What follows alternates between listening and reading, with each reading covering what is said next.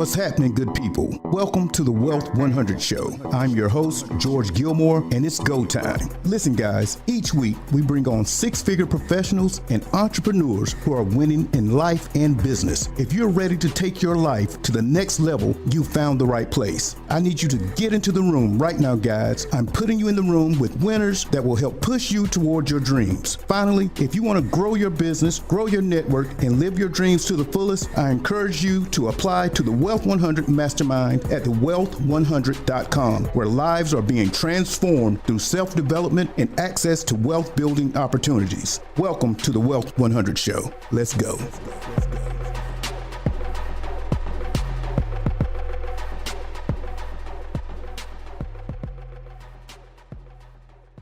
Hey, what's going on, guys? Welcome to the Wealth 100 Show. I am your host, George Gilmore.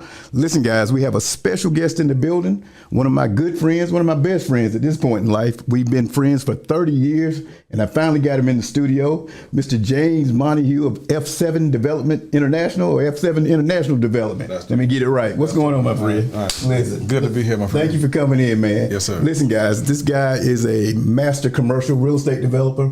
Residential real estate developer. He develops strip centers, shopping malls, hospitals. What else? I don't know. But anyway, guys, welcome to the show. Let me introduce you to my friend, James Montague. What's going on, man? Tell the people about you and a little bit about what you do. First off, George, it's a pleasure to be here, my friend. We've been friends for decades, and I finally got here to do your show, so I'm just honored to be here. Good. Thank you, bro. Yes, sir. Yes, sir. So a little bit about myself. My name is James Montague, Monty, as most people call me. That's right. If you know him as Monty. If you know me as Monty. Now, if you're a bill collector or government, it's James Montague. It's my government name. But yeah, born and raised in Southeast Raleigh, from the projects of Southgate.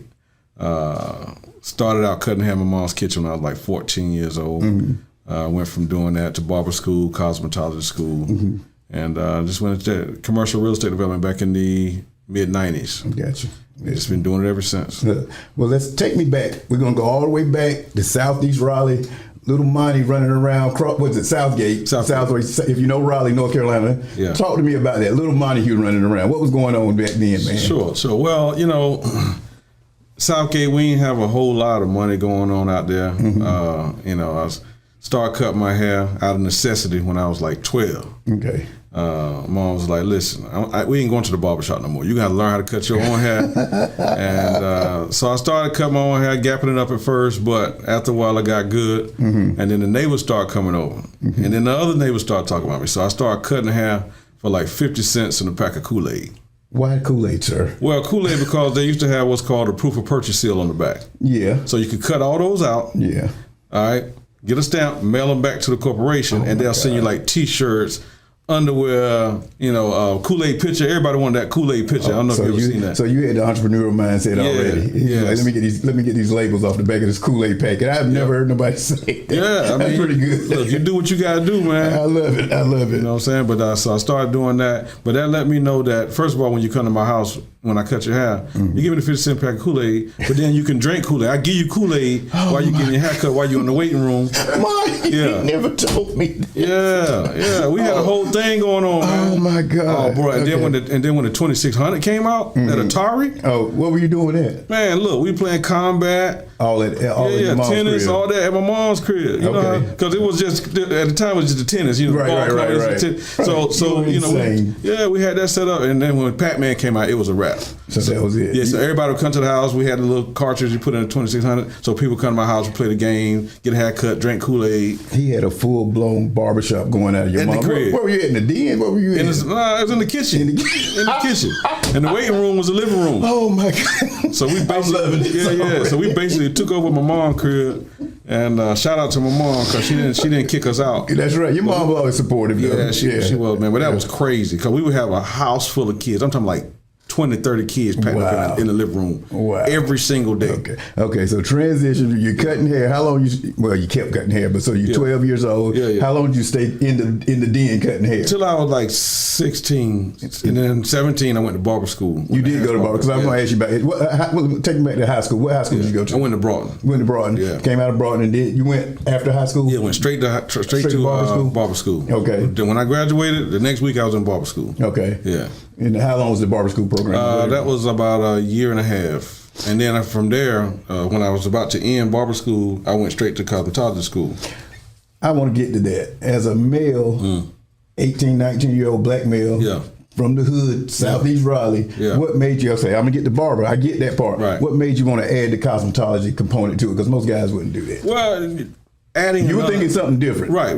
Well, I wanted to add another level of value. Okay. One thing I started to understand is that, when you limit yourself, when you limit your skill, then you limit your financial capability. I get you. So by me learning how to cut hair, ladies would come to me and say, well, man, I wish you could do this. I would let you do my hair. So I was like, oh, good idea. Really? So I went to cosmetology school, started really doing ladies' hair, got really good at it, doing platform artistry, working with Dudley's, taking all the extra classes, courses, traveling to Atlanta, Chicago, going to hair shows. This is crazy. Yeah, I was killing it with platform. I was really good at this. This is crazy. Hair. Yeah. If y'all don't know who Dudley, tell them about who Dudley is. And that's how we ended up meeting each other. Tell them who Mr. Joe Dudley is, Dudley Hair Products. Joe Dudley is the mentor for a lot of people. A lot of people looked up to Joe Dudley and look up to Joe Dudley. He was a multimillionaire. He created Dudley's products. And, that was the first, big time success that I saw of somebody that I actually knew and could say, man, I could talk to this guy. He's right here in Kernersville.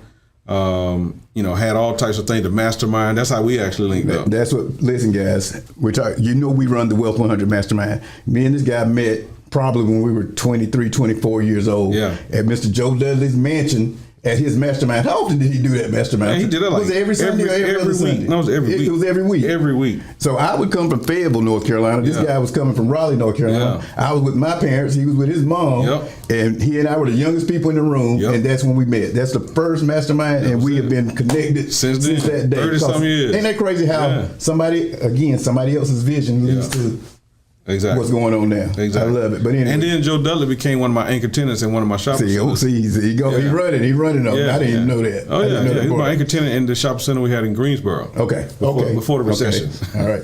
So listen, guys, you got the foundation of where this guy's going. He goes from cutting hair in the kitchen to barber school to becoming a cosmetologist to working all over the country with Joe Dudley and anybody else in the hair space. Right. How do you get in your head, I want to own a shopping center, or I want to be a developer? Where does that come from? From a barber to a beautician to, I think I can be a developer. Well, I actually at the time didn't even know what a developer was. Right. So I wasn't trying to be a developer. What I was trying to do is solve a problem. Okay. So one thing I do now is, it's not all about the glitz and glamour. People think development is glitz and glamour. It's anything but that. Right. It's hard work, it's grind, it's sacrifice. Sometimes it gets ugly, but I wasn't setting out to be a developer at all. Okay. I was just trying to solve a problem that I had, that I said, well, man, if this is a problem for me, what if I solve this for other people? Okay. So I'm always trying to add value. What was the problem? So the problem for me is that I was a tenant. I was leasing space over in Southeast Raleigh. And one day my landlord came to me and said, we sold the building, so you're gonna need to be out in 30 days. So I'm like, man, shut up, get out of here with that. I ain't paying no attention to him. Then he sent a letter. I'm like, I'm not leaving. It's not, it don't work like that. I didn't know how it worked. Right. Landlord tell you need to leave. Right. So I waited till one day, it was like on a Thursday. Joker came in with sledgehammer. They started knocking walls down. My people still up in there. Really? I got put out that day. And I determined that day, I was like, man, I don't want to be a tenant no more. This ain't a good thing. It's going to happen to me again. Yeah. So, I went to rented a booth from a friend of mine for like 4 months, which was torture, because when you used to having your own, it's bad having to go back down. Exactly. And, either move back into your mom's house or move back into somebody else's space. Okay. I'm used to my own space. Okay. So from there,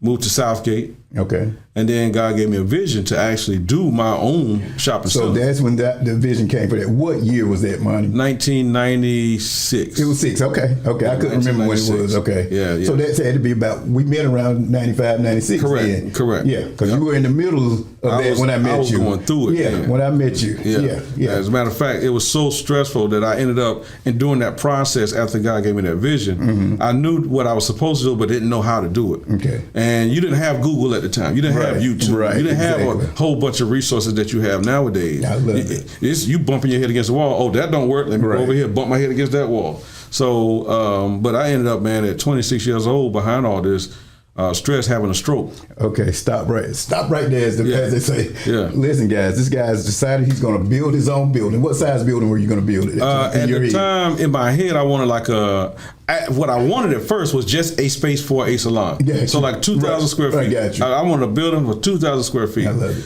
But, after you do the numbers, it's like, well, if I do this and pay for this infrastructure and do all these utilities and site work, it wouldn't have made no financial sense. So I said, well, let me do a 6,000, 7,000 square feet. So the first phase was actually a 7,000 square foot. Who do you think you are, Mr. Young Black Male, Southeast Raleigh, grew up in the ghetto. Right. I'm going to build me a 6,000, 7,000. What's in your head, man? Because it's different. When I met the guy, he was already different. He was you were on another plane as far as your thinking. I always loved it. That's why I think we connected. I was out there. Yeah, you were really. Yeah. Well, so when you're so young, when you're so young and you think large enough, you don't really have people that can tell you, well, that won't work. And that's the beauty. Yeah. You don't have people that are saying, well, you can't do that because nobody knows if you can do it or not. But the important thing is, do you believe it yourself? So I at that point did not believe that it was going to be as difficult as it was. It was difficult, but I didn't think it was going to be that difficult going in. Take me back to the beginning. Okay, I'm going to build this building. Right. Take me through a little bit of that process and how it ended up affecting your health. Sure. So what ended up happening was I know God gave me the vision to build this building. There was no blueprint for that. Still really not a blueprint for development now. We're going to fix that now. Right. We need to fix that. There's no blueprint for development. So, you learn from the school of hard knocks. So I would go to a bank. I would talk to a banker and say, I need this loan. Well, banks don't give you a loan because you need it. They give you a loan and back you because they feel like it's a worthy investment. Right. So I didn't understand that process. So what I ended up doing was I went to first bank, second bank, third bank. I actually ended up going to 18 different banks. Ooh, boy. But what I would do is I would learn from each one of those, what most people consider failures. I don't consider it failure. I always win. Gotcha. Either I win or I learn. Talk to the people. You see what I'm saying? Teaching class, master class, guys. This is a master class in entrepreneurship. Right. 18 denials. 17 denials. 17 denials. The 18 banks said this is a beautiful piece of work because I had incorporated all of the no's into my process. Gotcha. So every time somebody say, well, you don't have your performance right. I love it. Okay. I would say, okay, no problem. I'll fix the performance. Okay, well, you don't have your finances right. Okay, well, I don't have it. Okay. So that's what I would do. Did you catch that, guys? That the 17 no's basically developed the plan, the blueprint for what you needed to do. Correct. And it got you in the right space to move forward. Correct. Okay, now talk to me about what happened with the health during this process. Well, I mean, nowadays you look back and be like, oh yeah, it was 18 times. But when you're going through the process, man, it can affect you. It starts to affect how you think you can actually do things. I actually started doubting myself a little bit. Like, wow, after the 10th time, it's like, man, for real? Right. Is this difficult? Is this even possible? Right. So what I started doing was I started really getting more into the word and understanding what God had for me. Specifically for you. Specifically for me. I started reading a lot of the Proverbs and Ecclesiastes and learning how to incorporate that word into my form of business, which is F7 development. Actually stands for faith in action. I was I know what you've told me before. What F7? What is the F for? It stands for faith in action. Gotcha. Which means that you're going to fall down. It's not important that you fall down, but if you get back up, yes, sir. That's the most important fall. And when you fall down, it's important that you look up because if you look up, you can get up. Talk to them. I love that. So that's what faith F7 stands for. Gotcha. And it's just not a name. We incorporate it into the very way that we do our business. Gotcha. You know, everything is, you know, we meditate on things, we pray on things, and we don't move forward until we feel like we can add value. Got you. Yeah. Got you. Listen, guys, follow this guy. I'm telling you, if you're interested in commercial development, regular residential development, anything in that space, you need to know Mr. James Montague of F7 International Development. Listen, tell the people about the time when you did have a stroke. Was it a mini stroke or a full-blown stroke? It was during this this is the first project, guys. Yeah. It's the first project. The first project. Tell them about that. What happened? Well, I mean, so what happened was, you know, I had a headache for like 3 weeks straight. Wow. I mean, backache, headache. I mean, it was just, but it felt like it was a part of the job because I honestly doing hair and standing up, you know, I was working 7 days a week at a time, right. you know, trying to get it. 15 hours a day, 14 hours a day, working 7 days a week, not taking off on Sunday, living off a baby roof and sun kiss. You know what I mean? And Cheetos. You are tripping. Yeah, I mean, but you know, when you working like that, you don't have time for no home cooked meals. Exactly. You know, you're not spending time with your family. You're not really exercising. You're actually working all the time. You're grinding. You know, I'm from the project, so you have to grind. Ain't nobody giving you nothing. Right. Now, I'm not saying that I did right because, you know, when you abuse your body, you only got one body. Yeah. You know, and all the money in the world don't mean nothing if you ain't here to enjoy it. Right. You see, so, you know, living off of Sun Kiss and Baby Ruth and Doritos and Fritos and Funyuns. I'm never gonna forget this. You know what I'm saying? That's not good. That's not good living. Got you. So you know, I'll never forget it. So I had a headache for like three weeks. Didn't go to the doctor or anything like that. Just started taking Dome's back pills and Tylenol every day, all day. One Saturday morning though, it was really intense, and I had like 18 clients. So at the time I was cutting hair. You remember I was cutting hair. I was doing curls. Yeah. I was doing perms. I had colors going on. So I had 18 clients for that Saturday, right? Saturday morning, as I'm doing hair, it's probably like 8:30, 9 o'clock. You know, people start walking by me real slow, like looking, like not just looking at the style. I thought they were looking at my people. They looking at you. They looking at me. Got you. So I'm sitting there still working. I'm not even thinking about nobody. Everybody kept walking by looking. I'm like, get up, just go. I got this. So what ended up happening was, you know, about an hour after this, my mom came in the door. What had happened was my friend Candy, who works for me still to today, she's been 30-something years working for me. She called my mother and told my mother, you need to come check your son. Okay. What happened was I was having a mini stroke. Wow. So my eye and my mouth was already twitching like this. So people were looking at me, wondering, you don't feel that? And I did not feel it. I was focused on that head, you know, focused on trying to just, the pain. I didn't feel the pain because I had just taken Tylenol. So I'm doing this. So my mother comes in and she immediately stops at the door, which is like 50 feet away. She knows something is off. And she calls. She says, "Mom, come here." And I'm like, "Mom, no, I'm doing hair. I got people right now. Hold on. Let me come in a minute." She says, "Come here now." And I'm like, "I got people." And I turned around. She said, "Unless you want to fight, you come here right now." And I was like, let me go see my mom. I'm not fighting my mom. You know what I mean? So I goes over there. She turns me around. I look in the mirror and I'm like, oh, shoot. You know, they ain't gonna say it, but oh, shoot. Like, what? So I look and she says, you need to go to the hospital now. So I'm like, well, hold on, I got a few more people. See, that's how sick I was in the mind. I'm like, yo, I got to get this. You know, I'll go later. I'm stroking out. Wow, man. You know, so that is a mental thing that I had going on. So Mom was like, no, you go to the car right now. So went back in the shop. I told my ladies I was doing hair. I said, I'll be right back. Jeez. So I'm still trying in my mind, like, I'll be back. I'm on whatever they're gonna do, but I'll be right back. Bro, I didn't do any hair after then. I was not allowed to go back and do hair. So she took me to the hospital.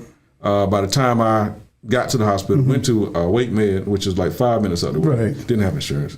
So they turned me down. I went to another hospital, up on 6 Forks, Wake Forest Road. And by the time I got to the hospital, I was full out stroke. Wow. I mean, full out stroke, lost my sight temporarily. Really? Yeah. I mean, it was bad by the time I got there. Okay. Yeah. So they ended up having to put old boy in a straitjacket because I was going crazy. When you lose your sight, I'm looking at you now. You just boy, you go out there. Wow. So I went out there.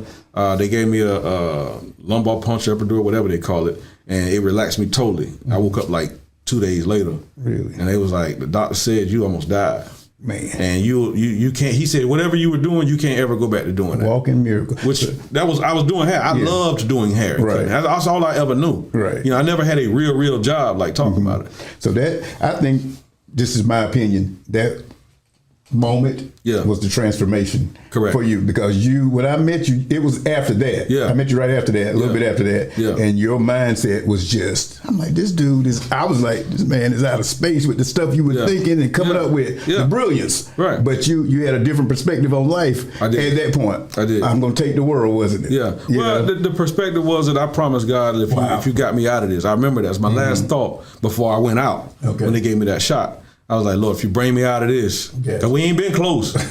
I ain't gonna lie, bro. You know, look, it's me over here. So, if you bring me out of this right here, I'm gonna do it right. I'm gonna do right.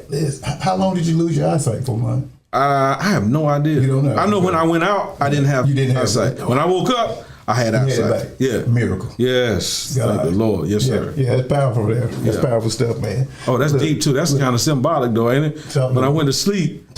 I was blind, and when I woke up, I could see. That's crazy. Y'all want to have church at the Wealth 100 today. Pass the hat, man. That's deep right there. That's deep.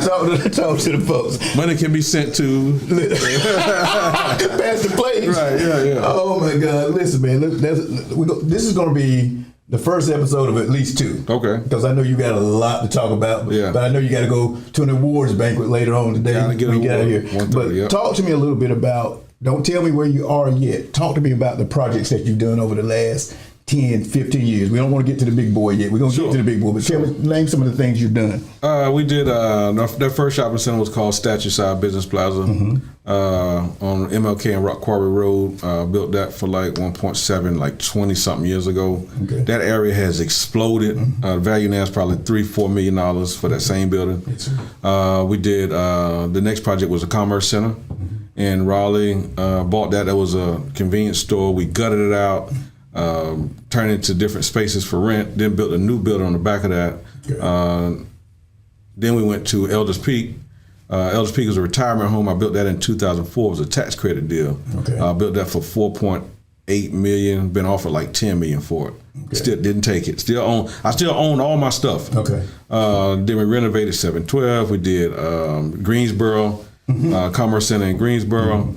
Lost that after the recession. Gonna get that back, but the recession took that one. Gotcha. Many projects, and currently, if you want to talk about, we ain't gonna go. You gonna wait on that? Talk to me. I know you did a deal in Africa at some point. Talk to me a little bit about that. Built a hospital in Oshobo, Nigeria, in Africa. It was a trilateral agreement. We did a government deal with the Chinese government, Nigerian government, and then our partners in Asheville. We did a hospital project. A women's birthing center in Oshobo, Nigeria, which is had the highest infant mortality rate in that part of the world. Tell the people, how does this guy get to Nigeria, building a hospital with the Nigerian government, the Chinese? How in the world does that come to be? How does that come? Well, understanding that, it's just not about me, it's about service, and service to a larger portion of the world. You can't just say that, well, I'm only going to do things in this little section right here. If somebody across the world needs me, I'm going to be there for that. If I say no, I may be blocking my own blessing. And as I said, it may work, it may not work, but if it don't work, I'm going to learn in the process. I'm still not going to lose. Even if you lose money, you're still not going to lose, because that lesson, whatever it costs or whatever you lost, that was the cost of that lesson. The shopping center I lost in Greensboro, I lost $1.4 million in equity in one day. But guess what? I learned a $1.4 million lesson on that day. Look, I was going to get to that later. I'm glad you brought, but I'm thinking it right now in my head. Listen, guys, I was with Mr. Montague. What year was that? We were sitting in your car, in your truck. 2000, and so they called a note in 2008. 2008? Yeah. Okay. And you were with me. I was with you when they made the call. 2008, guys. We're in Greensboro, North Carolina. Listen, if you're an entrepreneur, I say this all the time. There are ups, there are downs. There are ups and there are downs. I don't even know why I was with you that day. You had me doing something, going with you to look at some property. Yeah. We went to Greensboro, North Carolina. This guy owned the biggest shopping center across the street from North Carolina A&T State University. How big was that? 20,000? It's 34,000 square feet. 34,000 square foot across from North Carolina A&T University. I'm sitting in the truck with him, and his bank calls the loan, and I watched this dude literally lose what you said, $1.4 million, right there, literally in the blink of an eye. In the blink of an eye. Talk to the people. I didn't want to get to this yet, but talk to people about overcoming that, because I want to talk to you about some of the biggest challenges. I know that was a major challenge to you. Talk to this audience about getting knocked in the head for $1.4 million. Well, first of all, you was with me. You know I cried like a damn baby. So, I mean, I hate to say it like that, but I was like, for real. Do you know how long it takes to build that type of equity? Yeah. So that was an emotional time for me. But that hurt, man. That stung right there. And it was embarrassing, because you work so hard, you do so much, you sacrifice so much, and then to have something snatched away from you, yes, sir. Just because somebody loses confidence in you, not because of anything that you did, but because they say, well, we're just going to call all the notes on all our commercial folks. Right. And you just happen to be the third one today we're going to call. Right. It was in 2008, man, that recession was rough. Yeah. If people didn't go through that, they don't understand. They don't know. They don't. It's coming. They don't know. I mean, and look, the crazy part about it is it happens in cycles. That's why I'm always preparing. Exactly. You know now, though. I know now. You know what to do. So that lesson cost me. Yourself. Yeah, and that was a costly lesson, but I know what to do now to protect myself. Okay. But that hurt. Let's talk a little bit about the project. I think this is the biggest one you've done to date, the project that you're working on now. Okay. Which one? Durham. Okay, so that one is called Fayette Place. So we submitted for an RFP, and when I say we, it's me, my partners, Gilbane and Greystone, which are both Fortune 500 companies, and F7 International. We formed a joint venture agreement to go after this RFP. We won the RFP. The project is a $472 million project, which will do like a 700 some apartments. Total together is going to be 1,000 apartments. Okay. So it's two different sites. One is a 20-acre site right across the street from downtown. It's a part of actually the historic Hayti area. Okay. Very significant black area. A lot of positive, progressive black folks during the Black Wall Street time. Exactly. Black Wall Street in Durham, North Carolina, guys. Look it up. Yep. Look it up. Black Wall Street. So when the government ran the highway through, it was called 147, it decimated the black community.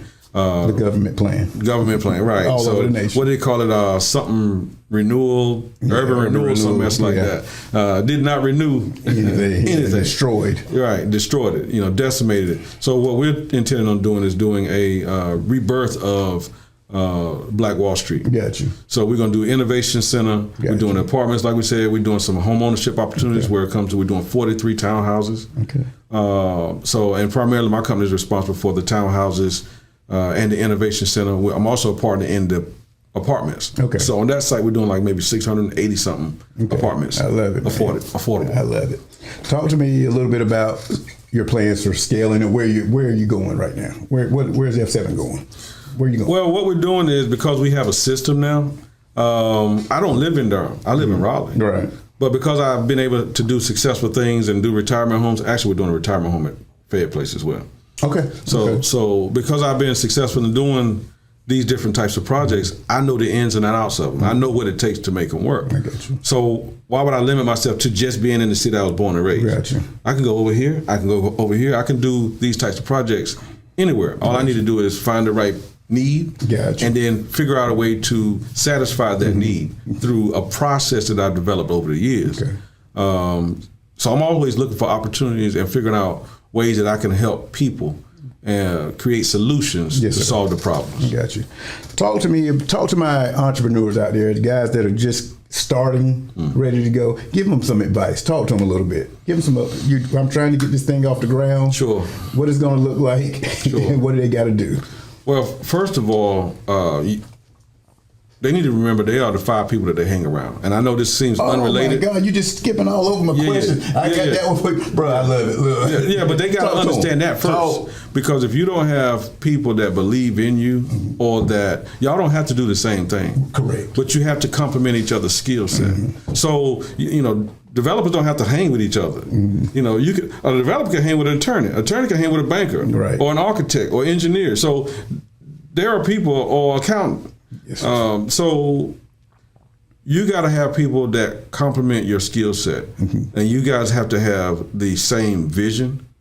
And you got to remember that is very important when it comes to any type of business that you want to start, but especially when it comes to entrepreneurship, because you're going to have some rough days. Got you. Listen, guys. I'm the founder of the Wealth 100 Mastermind also. Mr. Montague is a member. Yep. Not only a member, he's a mentor and a coach in our group. Yeah. He just talked about the 5 people you hang around, your circle of influence. Yes. I am telling you right now, you need to get off of that island that you're on. You need to get into a room. It don't have to be the Wealth 100, but I'm telling you, if you want to get into a room that can help you transition from where you are to where you want to go, you need to get into the Wealth 100 Mastermind. Listen, I'm going to do an ad right here in the middle. We'll be in Atlanta, June 24th, 25th. This is 2023. We'll be in Buckhead somewhere. We will have an intro event to Masterminds. You need to be in that room. Check us out at thewealth100.com. I'm trying to make sure Monty will be there. I don't know if you'll be there or not. We're going to talk about that a little bit, because I hadn't really told you everything what we plan to do for that weekend. But I wanted to see if I can make sure you can be there that weekend. Okay. Get in the room, guys. I'm telling you, get off the island by yourself. You need to be around a team of people that's going to help you win. So talk to me about mentorship a little bit. Sure. Who have been your biggest mentors? My biggest mentors when it comes to relationships and service, and how to treat people. My mother. Always. I know that's strange to say. No, it's not. I already know where you were going. Yeah. So when it comes to actually networking, John Ray, Joe Dudley, folks like that. Yes, sir. John Ray is a friend of ours. He's a mastermind when it comes to networking and understanding. You got to open up your mouth. What's say, closed mouth don't get fed. Eagles sit up front. Eagles sit up front. You can be an eagle or a pigeon. You choose. You got to know to know. Yeah, exactly. So those are some of the mentors that I've over the years listened to and try to hang around and Let's take it back. We're going to come down now as we start to go toward the exit. Talk to me about your morning routine, because I know you got one. Sure. I already know. Tell the people what you do specifically. Specifically, what I do is, man, this has been doing this for like 20-some years. I get up at like 3:30 in the morning. Jesus Christ. 3:30, I do my prayer meditation to like 4:35. Then I exercise. Then I start my day. And then what I do is, my day is broke up into 2 parts. So I go from there to 12. I go home, take my old man nap, or wherever I'm at. So you time stacking too. Yeah, I'm hearing it over and over again. Yes, sir. I love it. So then about 1 o'clock, I'm up again. So I start my second day. Okay. So I get 2 days out of one day. I love it. So from 1 to 5, I'm doing something totally different. I try to do this thing here. If it's development on this side, I'll do my new projects then, and then by the other part of the day, I devote that to either new initiatives, older initiatives, and check on the status of current projects. But right now we got, multiple houses going. We got shopping center going right now, Montague Plaza. Okay. We're about to start on Falcons Point. We're about to start on the Innovation Center, Fayette Place. So, that's a lot. Got you. So that I don't get overwhelmed and stressed. Got you. See, I gotta moderate my stress. I pay attention to my breathing. I drink a lot of water. These are basic things, but people forget about them. Right. And also, I'm very cautious of what I allow to go into my mind. Talk. I don't watch really television. You don't? No, I don't do that. I've been to your house 100 times. Yeah. It's a TV in there. Yeah. I don't know how to turn it on. I'm going to say it's never on. No, I never turn it on. It's never on when I come in your house. My granddaughter came over last month and was like, Granddad, turn TV on. I'm looking at her like, I don't know how to work this thing. There you go. But I don't really mess with TV. You've been like that for so long, though, man. Like, bro, I don't watch TV. You know why? I have the TV on. Yeah. But I don't watch it like that. People's like, what's your show? I don't have a show. It's on just for noise sake, but I'm doing other stuff. And I'm gonna be real with you. I stopped watching TV, man, because after 2008, I lost that shopping center, man. I kind of went into depression, bro. Right. I recall. You know that? I recall. I watched TV for 4 years. Bro, I watched The Heat of the Night. Yeah, I watched Matlock all day. I watched The Heat of the Night. I watched the Beverly Hillbillies. Oh my God. I watched all the Law and Orders. Every character on Law and Order I knew what they story was. Oh I did my that God. for 4 years. And do you remember this? Look, we just talking now. Yeah. I don't know what happened. Me and my mom came by your house one day. Yeah. And we were sitting in the car. You came out, you were talking. Yeah. And you were talking about the depression and whatnot. And she could see it in you. Yeah. And she asked you, what was that conversation? Man, I don't remember that. That was a blur, bro. You don't remember? Oh, tell me. And she asked you, sir, you still in this house? Yeah. You still got... Yeah. Your mom basically like snap out of, boy, you still at the highest level. Bro, you're winning. Yeah, but you're winning. But that one deal, that L, boy, that L got me, that L. For 4 years. 4 years. That's crazy. That L took me down because I was like, man, because like I said, bro, that's embarrassing, man. So I'm like, but I had to understand. That conversation with your mom made a real difference because she was like, you sit here complaining. Excuse me for not feeling. You still got millions of dollars worth of real estate. Exactly. You still might not have doing no your cash thing. like you that, ain't but got you that cash. Yeah. They took that. Yeah. But instead of thanking God for what you have, that was the conversation. you're complaining for what something went bad. That was the conversation. So wake up. I remember. You remember that? She never forgot. Man, I remember that. Now that you said that, bro, but it snapped me out of it. I'm gonna get you wound up because I know you got to get up out of here. I'm gonna ask you a few personal questions. Sure. Describe yourself in one word. Tenacious. When did you become who you are? When did this? You became it at some point prior to becoming it. Yeah. When did you become you?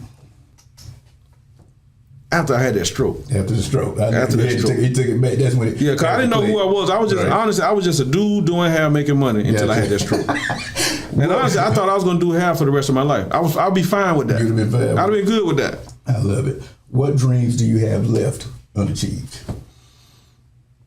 You know what? I don't. It's time to dream more. Talk. You know why? Because I've lived my dreams. I'm living my dream now. Cool. So it's time for me to apply to God to give me more dreams and more visions so I can bless more people. I love it, bro. You smashing them. Are you finding fulfillment in what you do? Definitely. If you could go back to your 18-year-old self, what would you say to yourself? First of all, I say stop eating that damn junk food. Are you kidding me? I'll be like, man, what is wrong with you? You are insane. Put them chitlins down. I used to love chitlins. Man, chitlins and hot sauce is my favorite thing, bro. I love it. Yeah, I don't eat no meat no more though. Yeah, I know. How long you been off meat? I know. I've been off meat since. Actually, I got off meat when I was like. After the joint. Okay. Yeah. I know every time we go out to eat, like, I want some asparagus and this and that. I'm like, what is you gotta eat healthy. You eat a big plate, but there's never meat on it. Yeah, vegetables and fruits and salads and stuff like that. I love it. Yeah, I don't do meats, man. It's too much on your system for me. That's personally. I know you've been getting a lot of awards for social impact around the nation. Actually, talk about a few of those awards right now, if you can. Last year, I got an award from the state of North Carolina for my work in doing hub work. Historically underutilized businesses. Correct. Okay. I got appreciation award from that. Last year I got Newsmaker of the Year from the Triangle Tribune, which is huge. Gotcha. Let me see, what else did I get? So I got like 5 awards last year. Okay. And this year I got 2 so far. Okay. Actually, I got one today. Yeah, absolutely. What is the award today for? That is social impact. That is from the Chinese community. Okay. So the Chinese community called me about a month ago and told me, look, we want to give you an award for all the things that you're doing to make North Carolina a better place and make the world a better place. Gotcha. So that's a big function that this afternoon at 1:30. Okay. All right. Look, we're going to get you out of here. This is interview number 1 of probably many more to come. Yes, this is my homeboy. This is my friend, guys. Yes, sir. Listen, where can the people find you at on social media? Because y'all need to tap in with this guy. Right. Where can they find you at? Do you remember where you are? Yeah, I would say James Montague on Facebook. Just James Montague. On Instagram, it is Montes F7. MONTES F7. Okay. And then LinkedIn is also James Montague. Yeah, your LinkedIn been popping too, because my phone,